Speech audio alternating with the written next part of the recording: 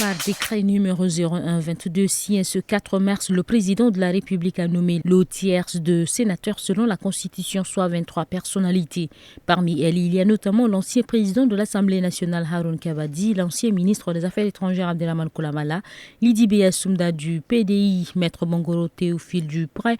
Il y a aussi le sultan de Bagirmi Mbang Hadioli ou encore les anciens membres du gouvernement d'Iber Younous et Bourkou Louise. Ce décret tombe quelques heures après la proclamation des résultats définitifs des premières élections sénatoriales du 25 février 2025 par le Conseil constitutionnel.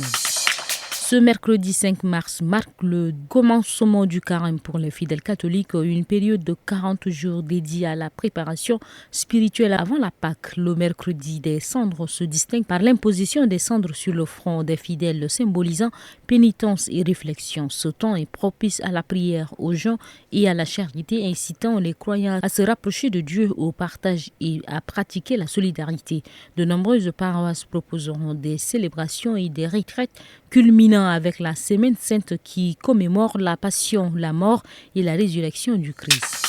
Le pays fait face à une pénurie de ciment entraînant une hausse de prix sur le marché. Le ministre du Commerce, Guy Bolofanga Mathieu, explique que cette situation résulte des difficultés d'approvisionnement en matière première, notamment le clinker en raison d'un incident ferroviaire survenu le 17 février. Certains chantiers sont suspendus tandis que des commerçants profitent de la situation pour augmenter les prix.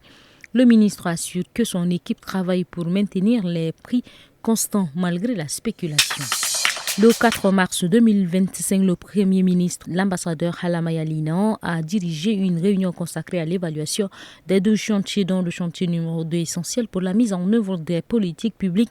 Le ministre Abdoulaye Mbodou Mbami a exposé les réalisations et défis de son ministère, notamment la gestion des carrières et le recrutement par concours. Le gouvernement s'engage à intégrer 5000 jeunes à la fonction publique en 2025 tout en promouvant des dispositifs d'abattement fiscal pour favoriser l'emploi des jeunes.